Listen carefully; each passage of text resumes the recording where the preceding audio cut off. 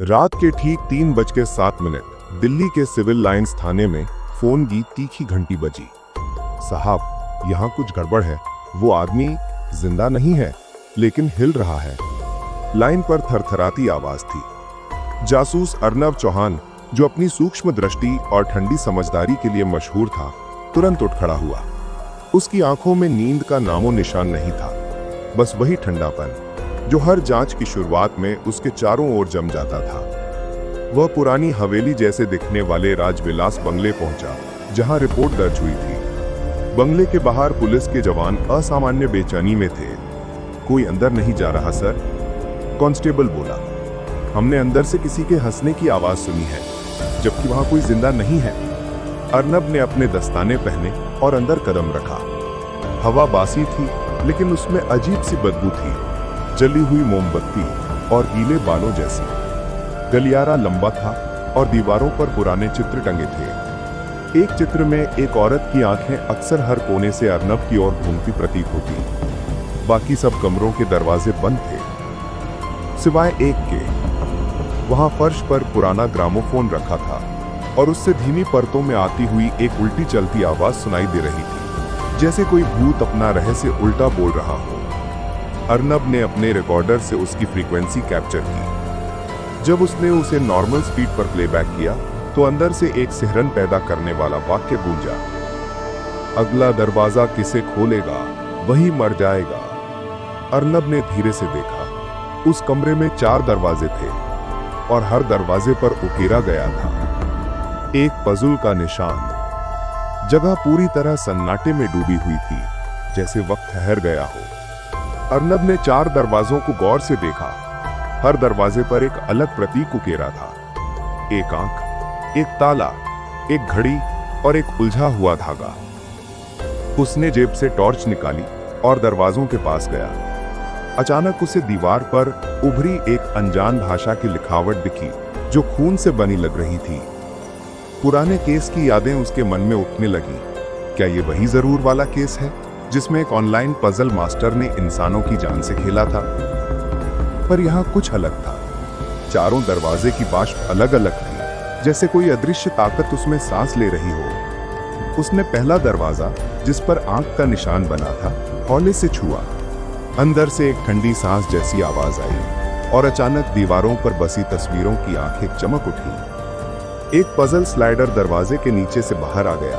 उस पर लिखा था, अगर तुमने जो देखा उस पर भरोसा किया तो जान खो दोगे। अगर तुमने जो सुना उस पर सवाल उठाया तो दरवाजा खुल सकता है। अर्नब ने अपने अंदाज और पुराने अनुभव के भरोसे उस पजल के कोड को सुलझाने की कोशिश की। उसने चित्रों की आंखों को नजरअंदाज करते हुए ग्रामोफोन के उल्टे सुर को वापस सुना। इस बार आवाज साफ थी। ताले को देखो पर खोलो मत, धागे को खोजो पर सुलझाओ मत, घड़ी को पहनो पर वक्त का इंतजार करो। वक्त बीतता जा रहा था। अर्नब ने दूसरे दरवाजे, ताले वाले को देखा। वहां एक छोटी सी तिजोरी रखी थी, जिसमें से खून की धार टपक रही थी। एक पुराना कागज था, अगर दिल बड़ा हो तो दरवाजा खुद ब खुद खुल जाएगा।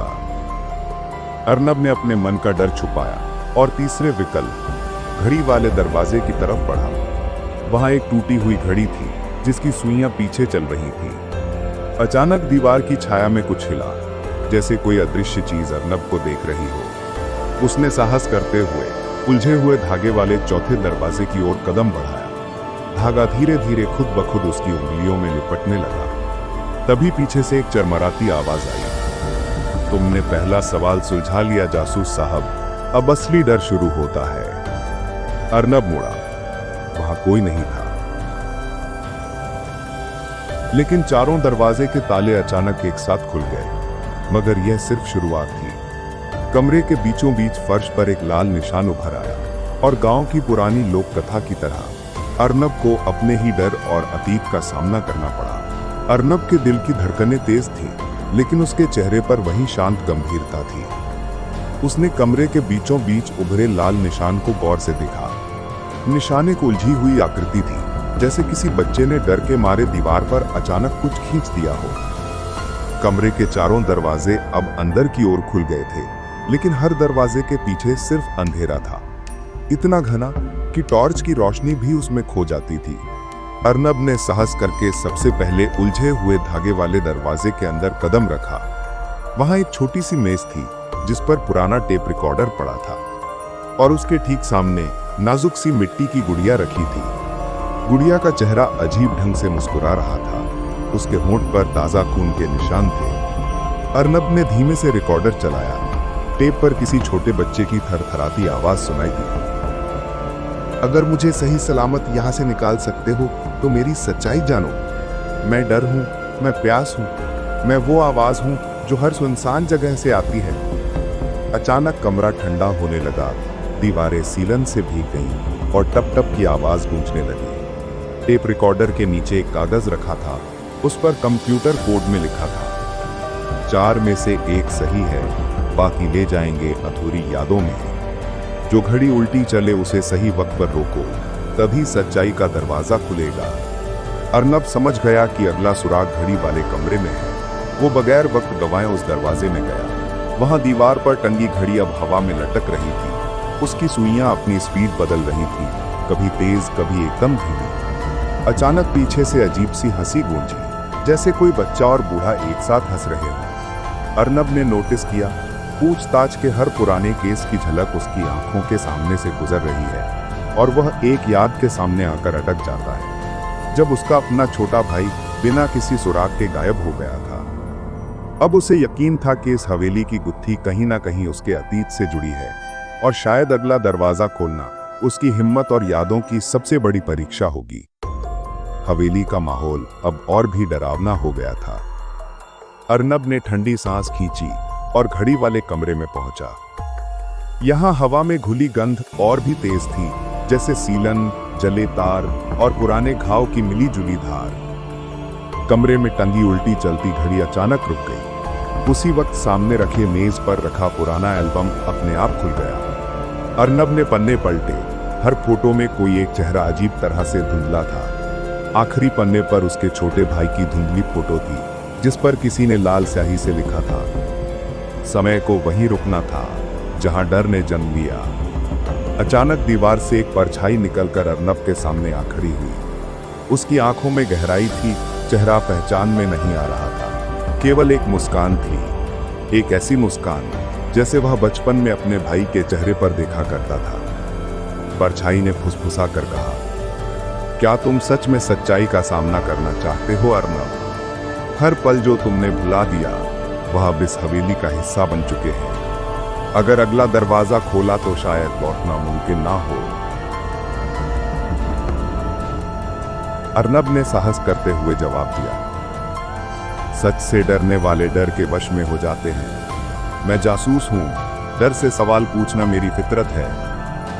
करीब ही 100 साल पुरानी घड़ी की सुइयां दोबारा उल्टी घूमने लगी। कमरे की एक दीवार अचानक धीमे धीमे सरकने लगी, जैसे डर ने उसका रास्ता खोल दिया हो। पीछे एक संकरा रास्ता दिखाई दिया। जमीन पर बिखरे खिलौने, चूड़ियां और फटी चिट्ठियों से वह रास्ता पूरी तरह अतीत की यादों में बदल गया था। हर कदम के साथ दीवारों से बुदबुदाहटें आने लगी। यादों का बोझ जितना उठाओगे डर उतना करीब आएगा। अब अर्नब उस छिपी हुई सुरंग में आगे बढ़ गया, जहां अतीत, सच और डर सब एक साथ उसका इंतजार कर रहे थे। सुरंग अंदर से इतनी तंग थी कि अर्नब को झुककर चलना पड़ रहा था। हवा घुटन भरी और ठंडी थी, जैसे जमीन के नीचे कोई सांस ले रहा हो। टॉर्च की रोशनी बार बार झिलमिला रही थी और दीवारों पर नमी से बने चेहरे से आकार कभी दिखते कभी गायब हो जाते। सुरंग के अंत में उसे एक बड़ा पत्थर का दरवाजा मिला। उस पर लिखा था, डर कभी मरता नहीं, वह बस चेहरे बदलता है। दरवाजे पर एक पुराना ताले जैसा पजल लगा था, वही प्रतीक जो अर्नब पहले कमरे में देख चुका था। उसने सावधानी से पजल के हिस्सों को घुमाया, लेकिन जैसे ही आखिरी टुकड़ा अपनी जगह बैठा, दरवाजा अपने आप खुल गया। अंदर एक विशाल कक्ष था। बीच में एक लकड़ी की टेबल और उस पर धूल से ढका आईना रखा था। जैसे ही अर्नब ने उस आईने में देखा, उसने खुद को नहीं देखा। आईने में उसका छोटा भाई खड़ा था, वही मासूम चेहरा, लेकिन अब आंखें गहरी और काली थीं। वह धीमी आवाज में बोला, तू मुझे बचा नहीं पाया अर्नब, अब मेरा डर तुझे अपना बना लेगा। अर्नब पीछे हटा, मगर अब दरवाजा गायब था। कमरा घूमने लगा और आईना दरारें छोड़ने लगा। दरारों से एक एक कर काले हाथ बाहर आए, जिन्होंने अर्नब की टॉर्च छीन ली और अंधेरे में उसके चारों ओर घूमने लगे। कानों में आवाज आई, हर केस में तूने डर को सुलझाया, अब डर